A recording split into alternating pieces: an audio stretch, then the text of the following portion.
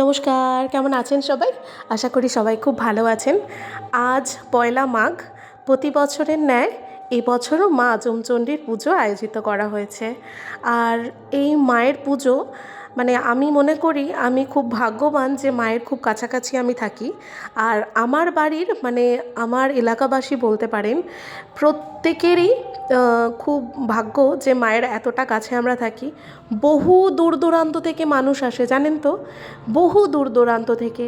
মানে গতকাল রাত 12টা থেকে পুজো আরম্ভ হয়, আর আজকে প্রায় রাত 12টা বেজে যায় মায়ের পুজো দিতে দিতে। মানে এত ভক্তের ভিড় হয় আর কি। এখানে পুকুর যে পাশেই আছে, সেই পুকুর থেকে ভক্তরা স্নান সেরে ডন্ডি কাটার জন্য মাকে ডন্ডি কেটে পুজো দেয় আর কি। আর তার জন্য এখানে একটা মেলাও আয়োজিত হয়। প্রচুর মানুষের একটা মিলনের জায়গা। মানে আমি খুব সম্ভবত এই দুপুরবেলায় এসছিলাম আর কি মাকে প্রণাম করতে, তাই এত লোক। মানে ভোরের দিকে যদি আসা হয়, প্রচুর লোকের ভিড়, প্রচুর লোক। মানে আমি আপনাদের বলে বোঝাতে পারবো না, মা ভারী জাগ্রত।